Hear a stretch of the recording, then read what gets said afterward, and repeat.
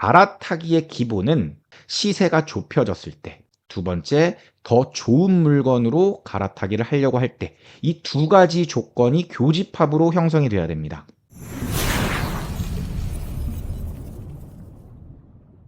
안녕하세요. 대한민국 1호 초이스 헬퍼이자 부동산 가치평가사 시크릿 브라더입니다. 오늘은 시크릿 클래스 수강생의 실제 사례를 바탕으로 상급지 갈아타기에 대한 인사이트를 드리려고 합니다.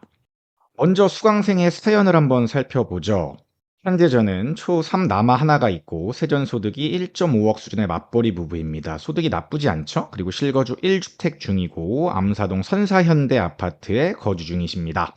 그리고 평생을 지방에 살다 보니까 자산도 많지 않았고 그러다 보니까 부동산 재테크에 크게 관심이 없는 상태였는데 아이가 초등학교 입학을 앞둔 시기고 집값이 너무 오르고 있어서 이러면 안 되겠구나 싶어서 실거주 1주택은 무조건 빨리 사야지라는 주변의 조언을 듣고 21년 고점일 때 선사 현대 아파트 24평 방 2개 타입 이거를 10억 몇 천에 매수했습니다. 24평이 이제 방 2개짜리랑 3개짜리가 있는데 그 당시에 2개 가격이 같았어요. 그런데 현재는 똑같은 24평, 25평인데 방 3개짜리가 5천에서 1억 정도가 더 비싸게 거래되고 있습니다. 10점 몇 억에 매수한 아파트가 현재 1억 정도 떨어진 9점 몇 억 전후인 상황이고 대출은 4억 정도입니다. 직장은 잠실이라서 생활에 불편함은 없는 상태이고요.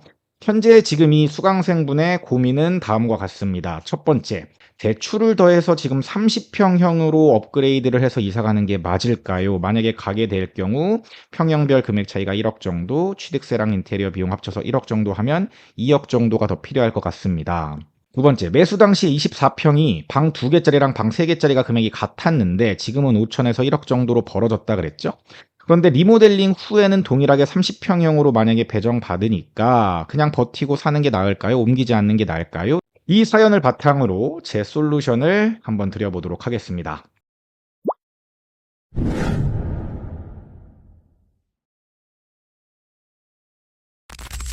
자, 근데 저는 사연자분께서 과연 이게 지금 뼈저리게 후회하고 반성하면서 정말로 공부할 마음이 있으신 건지에 대한 의문이 일단 첫 번째 드는데 일단 저는 이거부터 고치셔야 된다라고 생각을 합니다. 제가 이 사연을 선택한 이유는 물론 사연이 안타까운 것도 있지만 많은 분들이 비슷한 고민을 하고 있을 거라고 생각했기 때문에 그런데요. 수강생분의 잘못이라고 하면은 잘못을 보면 크게 두 가지 정도인데 첫 번째는 21년에 급하게 매수한 것 그리고 이게 꼭지에 매수했다라는 게 잘못된 거고 두 번째는 그 똑같은 실수를 반복하고 있는 것처럼 보이기 때문에 저는 이 두 가지가 가장 큰 잘못이라고 생각을 합니다. 21년에 정말 많은 분들이 꼭지에서 매수를 하실 때 가장 큰 착각이 뭐였냐면 어차피 장기 우상향하니까 떨어지더라도 버티면 이긴다라고 생각했던 거예요.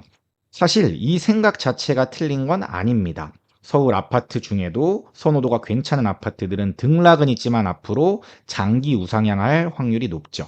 그런데 이분들이 놓친 게 과연 내 물건이 떨어졌을 때 조급해하지 않고 버틸 수 있는가? 그 다음 더 좋은 곳으로 갈아탈 수 있는 준비가 되어 있는가? 이런 생각을 하지 않고 단순히 오를 거라는 기대감으로 매수했다라는 거죠. 즉, 하락에 대한 아무런 준비가 안 되어 있었다라는 겁니다. 만약에 하락에 대한 생각이 있었고 하락이 왔을 때 어떻게 해야겠다라는 플랜 자체가 있었다면 이분은 23년에라도 갈아타기를 했어야 됩니다. 아니면 양도 차익 자체가 없기 때문에 2년 비과세가 필요가 없죠. 그렇기 때문에 22년에 갈아탔으면 더 좋았겠죠. 만약에 공부가 돼 있었다면요. 그런데 지금 이분은 똑같은 잘못을 또 하려고 하고 있다라는 게 제가 봤을 때는 가장 큰 문제라고 생각합니다. 갈아타기를 하려는 시도 자체가 잘못됐다는 게 아니라 또 똑같이 공부하지 않고 불안 때문에 매수를 하려고 하는 것처럼 보이기 때문에 그런 거죠. 만약 갈아타기를 했는데 그 집마저 떨어진다면 이분의 멘탈이 과연 버틸 수 있을까요? 아마 멘탈 바사상 무너질 겁니다. 혹시 운이 좋아서 갈아탄 집의 시세가 더 많이 오르면 다행이지만 갈아타기 한 집이나 현재의 집이나 오름폭이 비슷하다면 세금하고 기타 비용 생각했을 때 오히려 손해가 되는 거죠. 저는 많은 분들이 이분하고 같은 잘못을 반복하고 계시다고 생각합니다. 사실 투자는 리스크를 감수하고 하는 행위거든요. 무조건 번 투자는 없죠. 그렇기 때문에 항상 어떤 리스크가 있고 그 리스크가 발생했을 때 어떻게 대처해야겠다라는 플랜이 있어야 됩니다. 그게 만약에 계획되지 않더라고 하더라도 리스크가 있음을 알고 대응하는 것과 모르고 처맞는 건 큰 차이가 있는 거죠. 사연자분이 부디 제 답변을 보시고 본인의 확신이 생길 때까지 정말 열심히 공부하셨으면 좋겠습니다. 그리고 누구한테 물어보고 누구한테 기대기보다는 본인 스스로의 확신을 가질 때까지 꾸준하게 좀 공부를 하셨으면 좋겠어요. 그럼 지금부터 그 도움의 첫걸음이 될 저의 솔루션을 시작하도록 하겠습니다.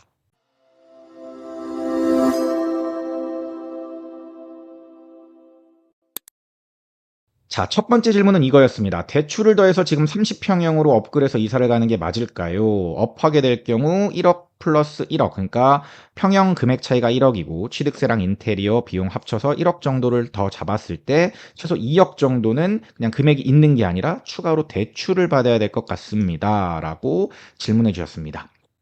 자, 사진을 보시면 선사연대 24평형과 30평형의 그래프를 제가 비교해 드렸습니다. 일단 제가 첫 번째 이걸 말씀드리면 갈아타기의 기본은 두 가지입니다. 첫 번째, 시세가 좁혀졌을 때. 두 번째, 더 좋은 물건으로 갈아타기를 하려고 할 때. 이 두 가지 조건이 교집합으로 형성이 돼야 됩니다.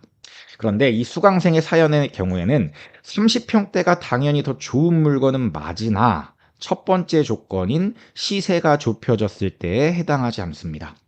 24평과 30평은 평균적으로 1억 차이가 났었고 현재도 1억에서 1억 5천 정도가 차이가 납니다. 오히려 조금 더 벌어졌다라고 볼 수 있습니다.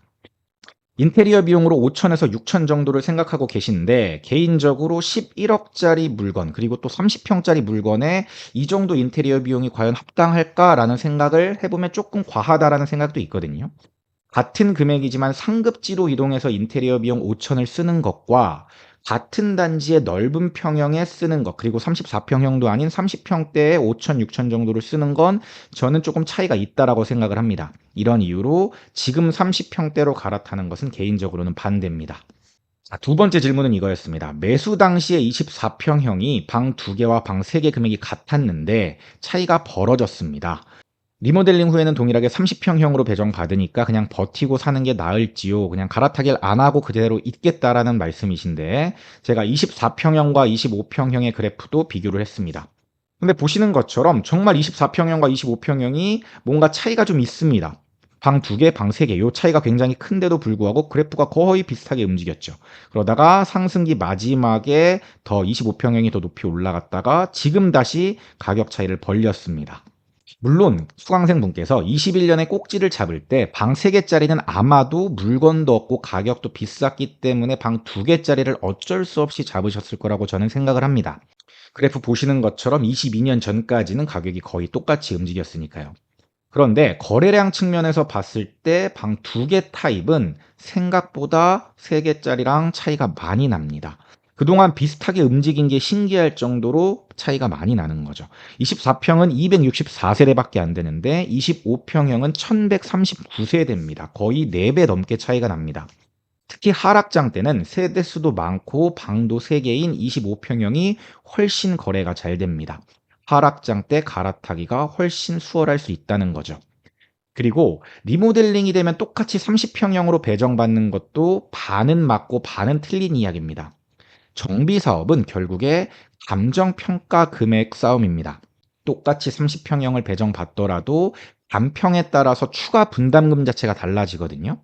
감평 시점에 따라 조금씩 다르겠지만 지금 기준으로 본다면 같은 동, 같은 층의 24평과 25평형을 비교해 봤을 때 공시가격이 1,000만 원 정도 차이가 납니다.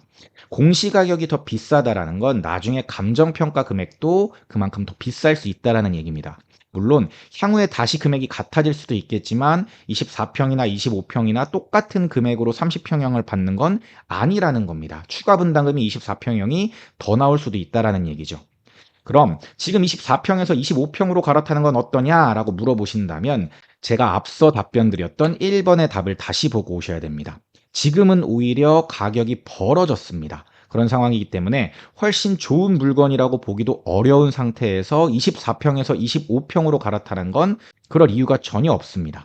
지금은 오히려 만약에 제3자한테 제가 조언을 해준다면 오히려 1억 싸게 차라리 24평형을 매수하는 게 낫다라고 오히려 조언을 드립니다. 왜? 가격이 벌어져 있기 때문에 그렇습니다. 시크릿 브라더 채널을 구독, 좋아요, 알림 설정 부탁드려요.